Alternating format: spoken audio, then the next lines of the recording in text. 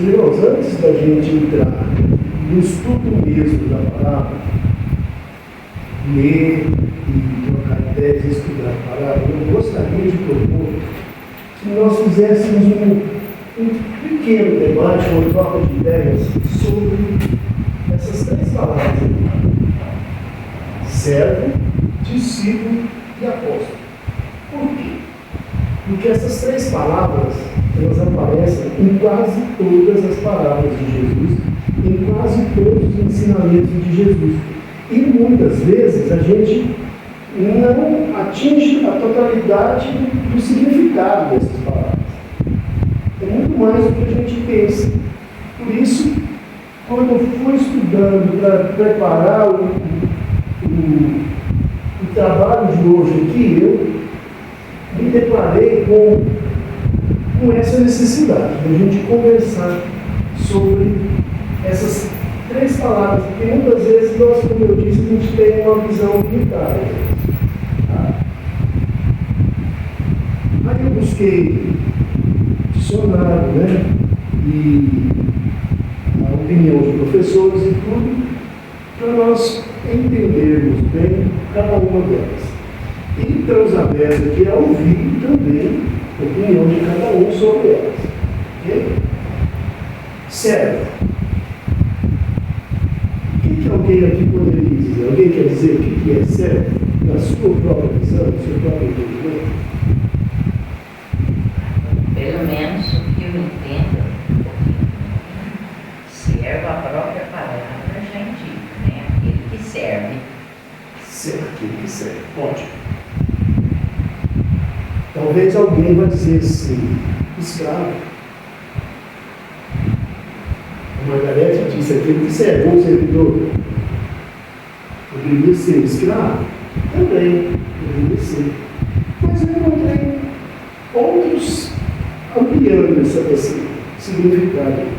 Servo, quem não é livre, quem presta serviço, quem está sujeito a um poder, serviçal, empregado, servidor, tudo isso é significado de servo.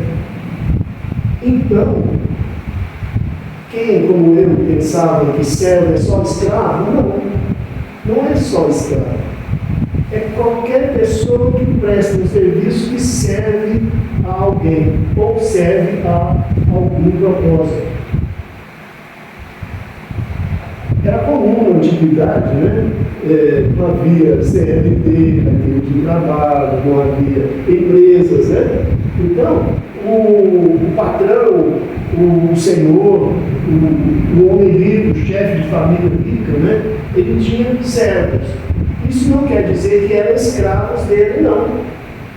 Eram servidores que recebiam, talvez. Alguns poderiam ser servos, ser escravos. Em alguns países tinha escravo. Em Roma mesmo tinha escravo. Quando Roma invadia uma região nova, fazia um monte de prisioneiros e se tornavam escravos. Muitos eram levados para Roma. Então, servo significa também escravo. Mas, nas palavras de Jesus e nos ensinamentos e nos acontecimentos do Velho e do Novo Testamento, nem toda vez que aparece a palavra servo significa escravo.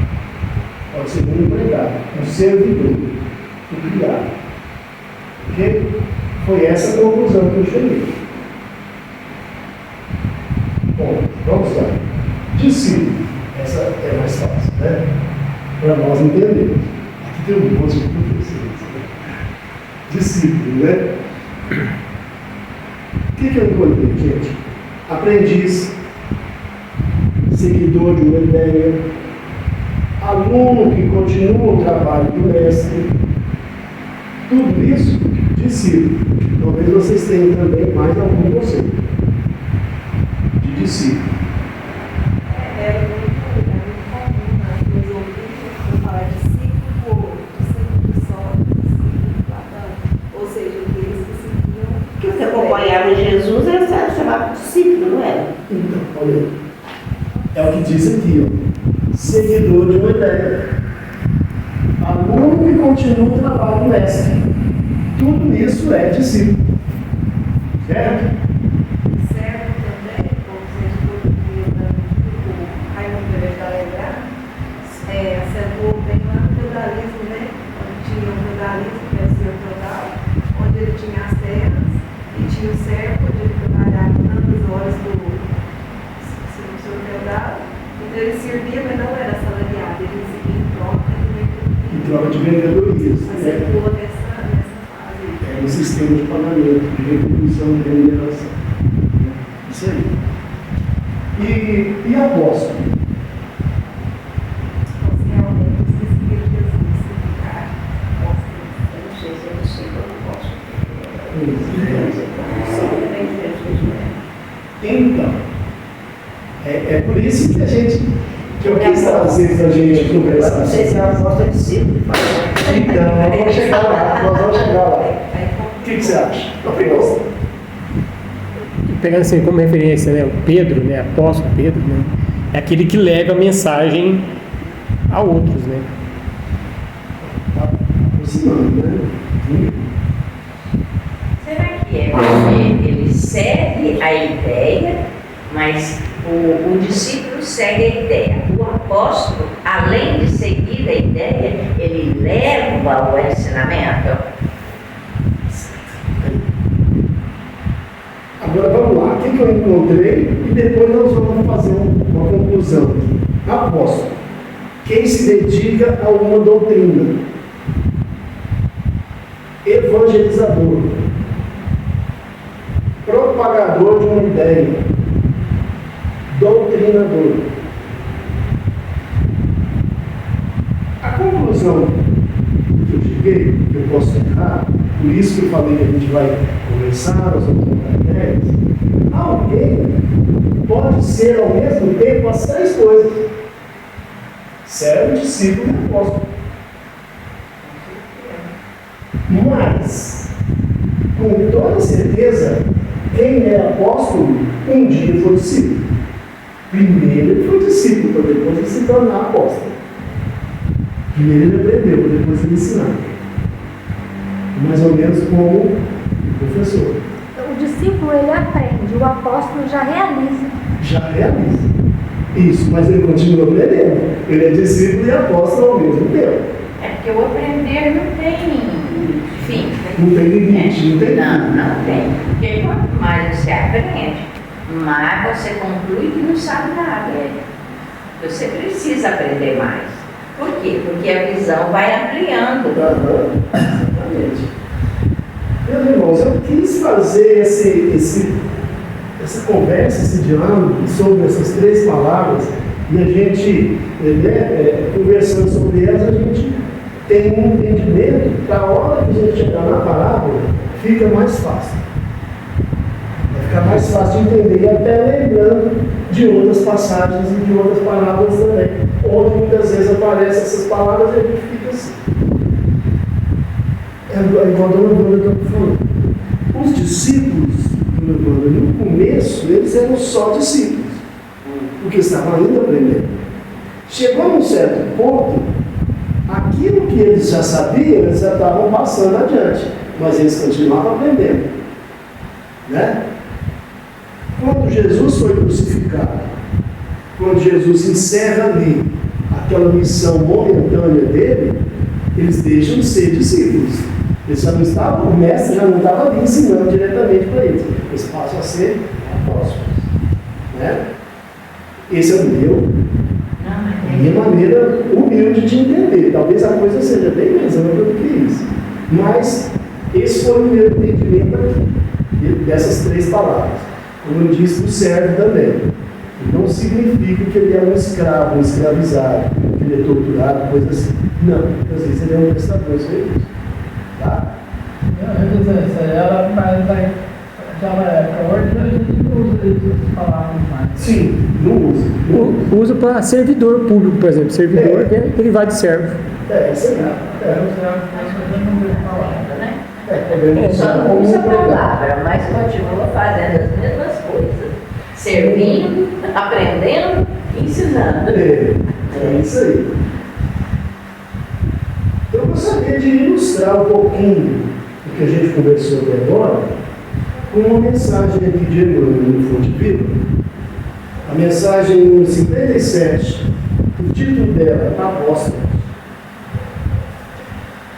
Primeiro, Emmanuel vem colocando aqui uma frase de Paulo, né? Na 1 Coríntios, Paulo diz o seguinte: porque tem para mim que Deus, a nós, apóstolos, nos pôs por último, como condenados à morte, pois somos feitos espetáculo ao mundo, aos anjos e aos homens. É bem profundo o que Paulo falou aqui, né?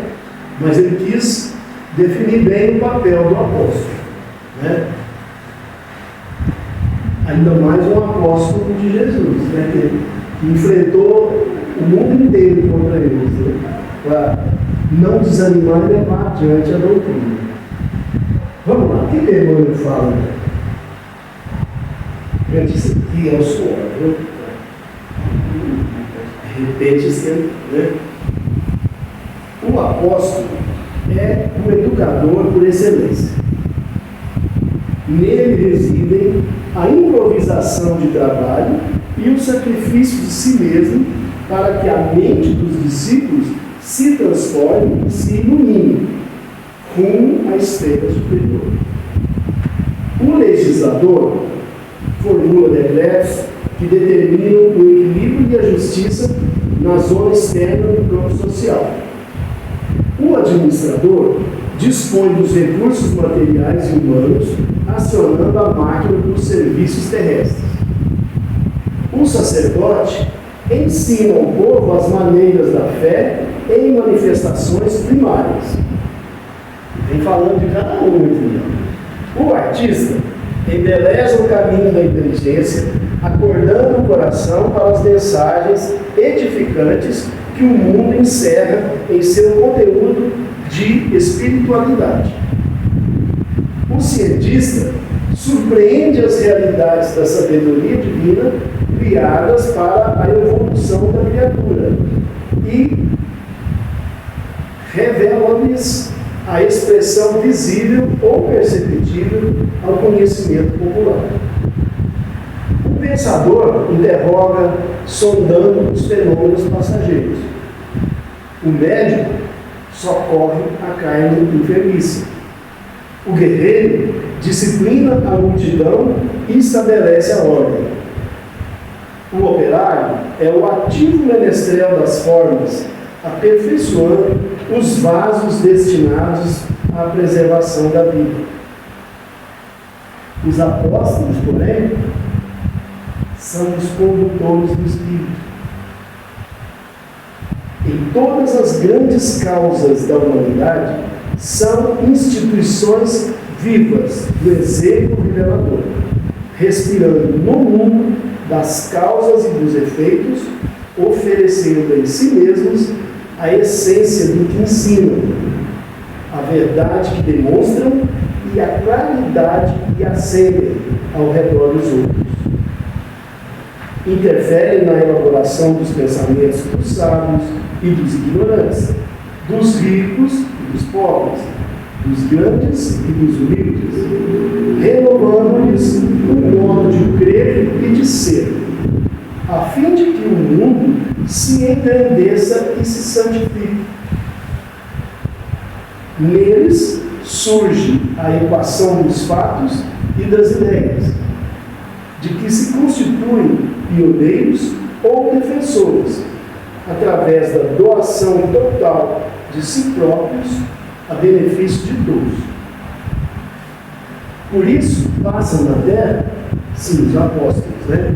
Por isso passam na terra, trabalhando e lutando, sofrendo e crescendo sem descanso, com etapas numerosas pelas cruzes da incompreensão e da dor, representando em si o fermento espiritual que devera a massa do progresso e do aprimoramento.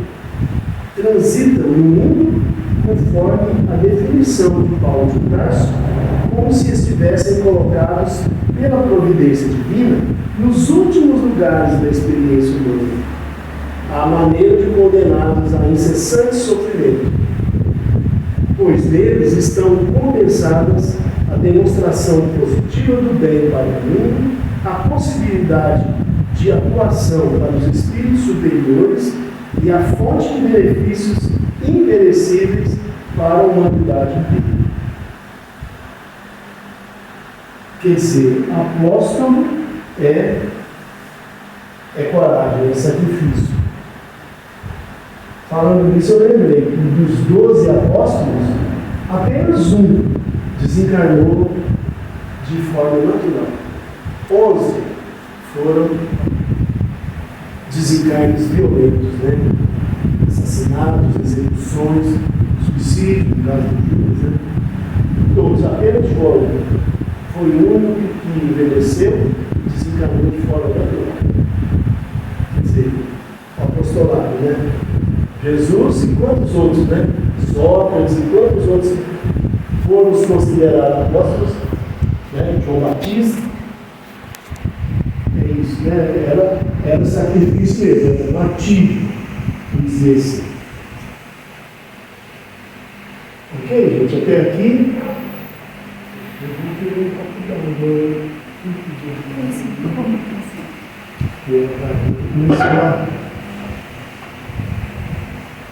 Bom, gente, então vamos lá. Agora nós vamos para a parábola, né? A parábola do servo da maravilha. O Lucas, ele, nesse trecho do Evangelho dele, ele vem colocar essa parábola e ele usa a palavra apóstolo. Ele usou aqui, né, no Evangelho dele, né, a palavra apóstolo. Eu quero entender que nesse ponto aqui, eles já não era tanto no início, eles já eram mais do que discípulos. Porque se ele usa a palavra apóstolo, quer dizer que já estavam mais adiantados, já estavam mais familiarizados com a doutrina de Jesus. Né? Então, Lucas vai dizer assim: E disseram os apóstolos ao Senhor. E disseram os apóstolos ao Senhor: aumenta-nos a fé. E o Senhor respondeu: se tivesseis fé do tamanho de um grão de mostarda, diríeis a este sicômoro: arranca-te e transplanta-te no mar, e ele vos obedeceria. Mais uma vez, Jesus usa o grão de mostarda como referência. Né? Ele já tinha usado em outra palavra, e aqui de novo ele fala. Sicômoro é uma árvore comum lá no Oriente. Né? Então, ele, nesse momento, que os apóstolos, né, discípulos apóstolos, falam para Jesus: aumenta-nos a fé, e ele responde: se tivesse fé do tamanho de um grão de mostarda, diríeis a este sicômoro, a esta árvore, né, arranca-te e transplanta-te no mar, e ele vos obedeceria. Jesus continua: qual de vós, tendo um servo ocupado na lavoura ou guardando gado, lhe dirá, quando ele voltar do campo: vem já sentar-te à mesa? Antes lhe dirá: prepara-me a ceia, cinge-te e serve-me, enquanto eu como e bebo. E depois comerás tu e beberás. Porventura agradecerá ao servo por ter este feito o que lhe havia ordenado? Assim também vós, depois de haverdes feito tudo o que vos foi ordenado, dizei: somos servos inúteis, fizemos o que devíamos fazer. É uma parábola meio complicada da gente entender.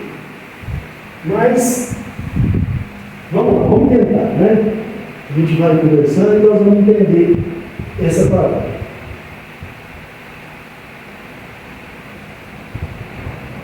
Eu ia fazer um comentário mais no final, mas eu acho que é melhor que eu faço esse comentário agora é o seguinte: por que os discípulos apóstolos, naquele momento, pediram para Jesus: aumenta a nossa fé? É porque eles tentaram fazer curas e milagres igual Jesus e não conseguiram. Para curar o cego, curar um leproso, uma criança doente, eles não conseguiram. Eles ficaram muito incomodados com aquilo e foram Jesus. Pediram para Jesus: aumenta a nossa fé. Por quê? Porque a realização deles como apóstolos era fazer cura igual Jesus. Era o que eles mais queriam. Eles já estavam ouvindo tanta coisa, tanta lição, aprendendo e vendo Jesus fazer as curas. Eles queriam fazer também. Mas eles achavam que o problema era a fé. Eles achavam que a fé deles era pouca. Então eles pretendem aumentar a fé deles. E Jesus vem na parábola explicar que não era um problema de fé. Fé eles tinham. Era outra coisa. E aí ele veio dar um exemplo de se fala para os discípulos: e se vocês tivessem um servo que no fim da tarde ele voltou da lavoura ou voltou do gado, guardou o gado, e aí você chama o servo para sentar à mesa para jantar com você?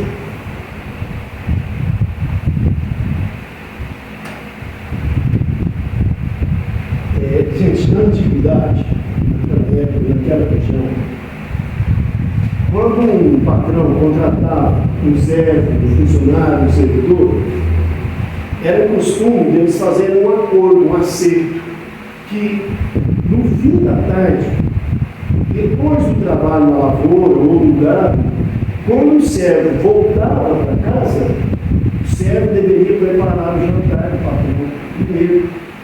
Deveria preparar o jantar, servir a mesa. E só depois disso é que o servo poderia jantar, poderia descansar. Né? Então, no meu entendimento, fica fácil a gente, com essa explicação, entender o que Jesus quis dizer para os discípulos apóstolos.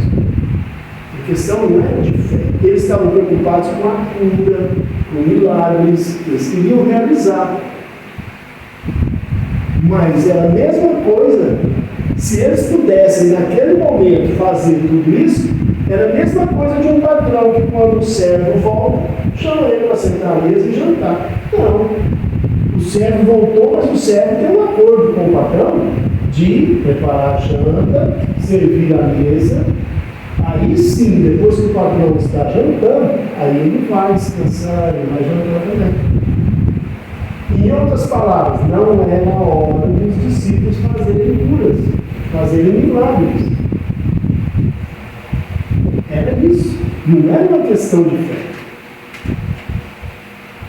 Eles até falam aqui, né? Qual de vós, tendo um servo ocupado na lavoura ou guardando o gado, lhe dirá, quando ele voltar do campo, né? Vem já sentar-te à mesa. Então é isso. O servo, É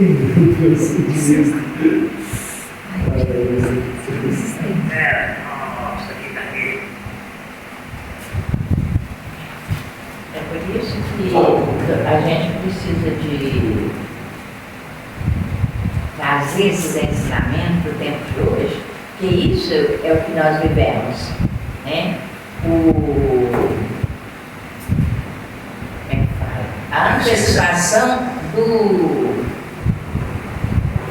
Ô Diego, vem rezar conosco? É o tempo de Deus, sim. É porque o tempo não é nosso, o tempo é dele. E a gente quer antecipar esse tempo. Se você quer na frente. É verdade. Naquele momento ali, o que ele quis dizer? Boa noite. Naquele momento ele quis dizer o seguinte: o servo ele não terminou as obrigações diárias dele, então o patrão não poderia chamá-lo para sentar à mesa e jantar. O servo ainda tinha que cumprir algumas obrigações. Ok? Mais algum comentário nesse ponto aqui? Ou a gente continua o nosso raciocínio? Vamos continuar, né?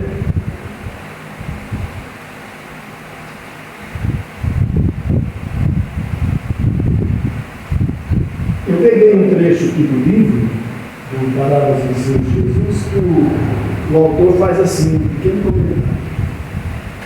Ele fala o seguinte: no simbolismo dessa inversão, quer dizer, a inversão seria o patrão chamar o certo a sentar à mesa e jantar com ele, né? No simbolismo dessa inversão, Jesus nos mostra que as leis divinas não passam o carro na frente dos bois, visto que ninguém alcança os benefícios da fé sem antes adquirir uma série de outros pré-requisitos necessários. Quer dizer que a cura, quer dizer que aqueles milagres, aquilo que Jesus fazia e os discípulos queriam fazer, aquilo era benefício, eram os benefícios da fé deles, né? Mas antes de adquirir esse benefício da fé, eles precisavam primeiro adquirir uma série de outros pré-requisitos que os discípulos ainda não estavam completamente preparados para aquilo que eles queriam. Por exemplo, disciplina. Por exemplo, hierarquia. Por exemplo, obediência. Por exemplo, o Paulo vai, eu vou dizer que o Paulo vai cedo. Por exemplo, mais experiência no trabalho. Então, não era a fé que faltava para os discípulos apóstolos. O que faltava para eles era adquirir mais experiência, adquirir mais conhecimentos, né? Aprender mais sobre as leis de Deus, aprender a obediência, aprender a disciplina, né? Ganhar mais experiência. Era isso que faltava. Chegaria o momento em que eles estariam preparados para fazer tudo aquilo que eles gostariam, que era as curas, né? Fazer tudo aquilo que Jesus já fazia. Certo? Vocês entenderam o raciocínio de Jesus? Ele quis dizer para os discípulos que não estava na hora de eles fazerem isso.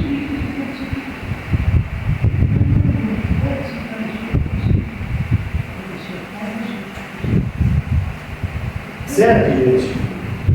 Algum comentário? Alguma dúvida? Ou alguma opinião diferente? Acho que não, né? Acho que dá para a gente entender bem esse raciocínio, né?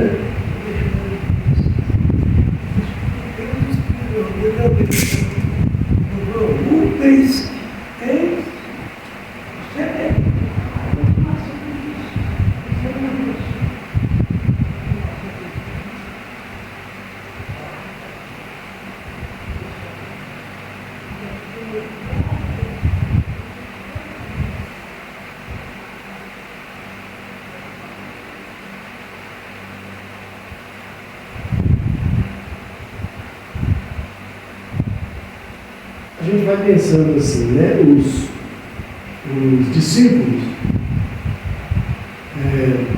antes de conhecer Jesus, eles eram judeus, eles conheciam o judaísmo. Alguns talvez fossem até pagãos, né? Nem eram adeptos do judaísmo. Mas aquela filosofia nova, aqueles ensinamentos novos que Jesus veio trazer, deve ter mexido demais com a vida deles, com a cabeça deles, né? Tanta coisa, né?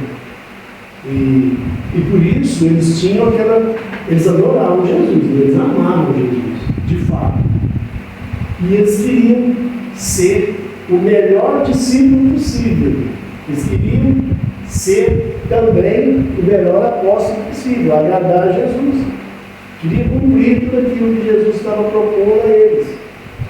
Por isso a ansiedade deles de realizar tudo aquilo que Jesus realizava.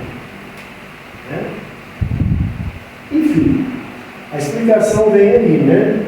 Que eles teriam que adquirir mais outros conhecimentos e experiências para chegar àquele ponto. Então, não poderia ser concedido a eles aquela faculdade da cura, naquele momento ainda, que seria como se um patrão convidasse um servo a sentar na mesa antes que o servo terminasse a obrigação dele. Então eles tinham muito ali a aprender. Porque, em consequência, com o conhecimento, é preciso da obra. Porque uma fé sem obra é uma fé morta. Então, os discípulos, para poder chegar no patamar que Jesus ensinava, eles precisavam desenvolver dentro deles, bom, isso é meu pensamento, eles precisavam desenvolver dentro deles a reforma, porque o princípio básico do ensinamento de Jesus é a transformação interior de cada um de nós. Isso não é a doutrina dos Espíritos, trouxe isso, assim, realçou muito isso aí, mas Jesus sempre ensinou a reforma interior, porque não adianta eu só falar, porque lá nos ensinamentos, né, na Bíblia fala, muitos dirão Senhor, Senhor, mas não chegarão ao reino do Pai. Por quê? Porque diz, mas não faz. E o importante que Jesus sempre passou foi a obra. E o que é a obra? É amar o seu irmão como a si mesmo. Fazer ao seu irmão o que gostaria que seu irmão nos fizesse. Então eu acho que os discípulos estavam amadurecendo esse ensinamento. Então, como não estava amadurecido, não era uma questão de fé que Jesus mostrou para eles, era uma questão de transformação, e essa transformação não é de hoje para amanhã, é o tempo, porque é um amadurecimento espiritual. Isso é importante para poder ter essa mudança. Se nós vamos hoje nos considerarmos servidores de Deus, servos de Deus, qual vai ser a nossa atitude perante as leis de Deus, perante as ordens que Deus nos deu? Seria como aquele servo que guardou o gado, voltou para a casa do patrão, da sede, e se o patrão chama para a mesa, ele vai logo sentando ali e não vai pensar em preparar o jantar do patrão dele, ou seja, será que nós podemos achar assim, eu terminei minha tarefa, pronto, Já vou descansar. agora já vou descansar. Mas, vamos falar ali, o apóstolo não para, não descansa nunca. Né?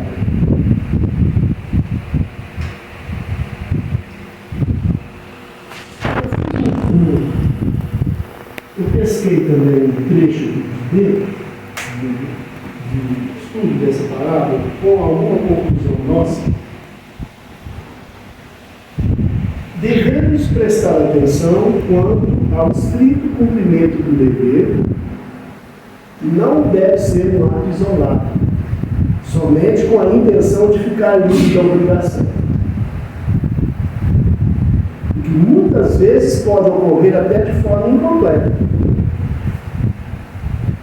Com o progresso espiritual, é do interesse de cada um de nós, olha só, como o progresso espiritual é do interesse de cada um de nós, fica incoerente se quisermos tapear quem nos deu a tarefa.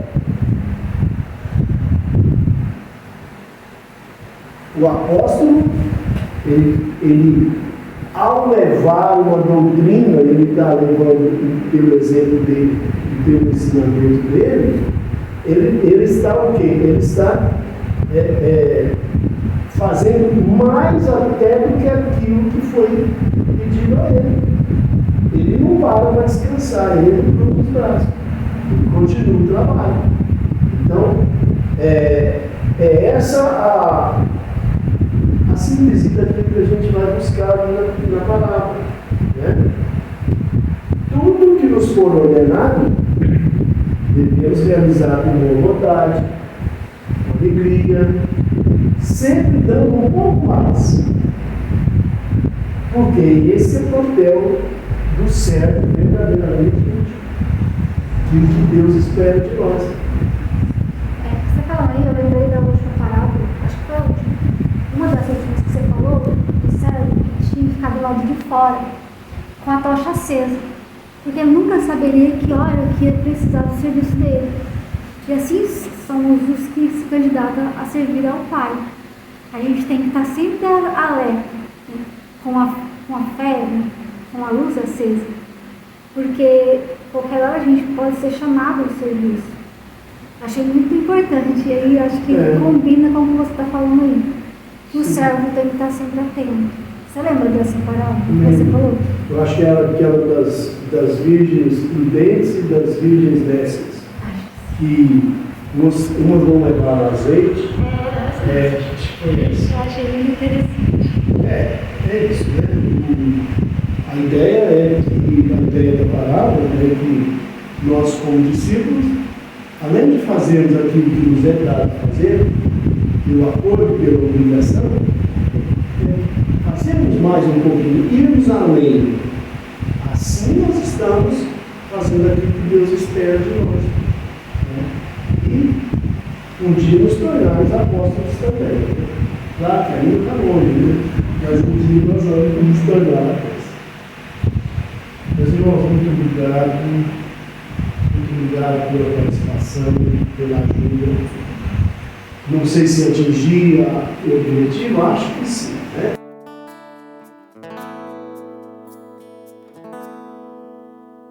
Por favor,